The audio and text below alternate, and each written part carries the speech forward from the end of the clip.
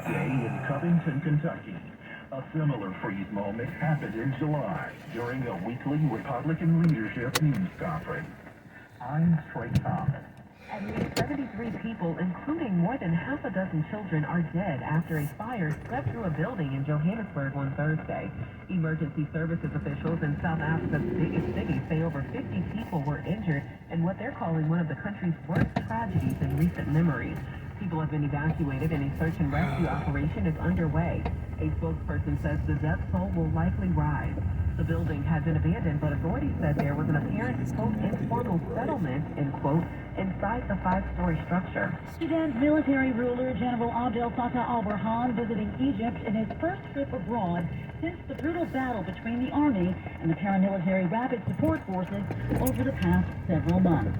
Burhan arriving as 39 civilians were killed in shelling in the capital of South Darfur State. The general said his forces faced rebel groups committing war crimes in their attempt to gain power. He said he would never sign an agreement with them.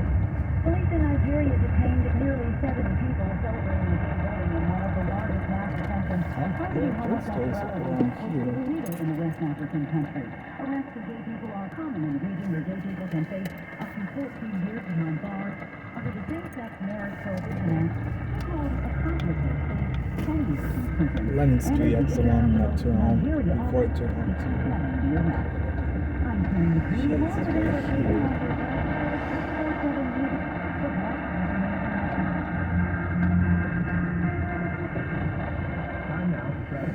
On the Bay Area BIM 910. Let's take a look at the East Bay for eastbound 80. That remains heavy from the toll plaza running up to Highway 4.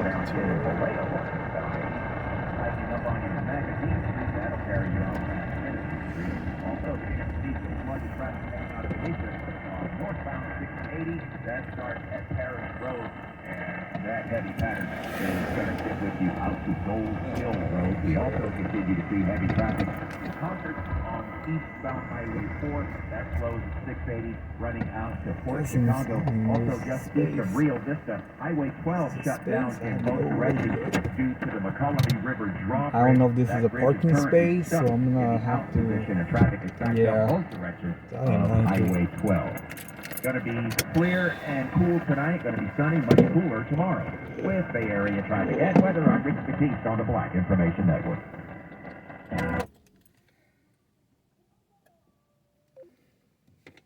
Okay.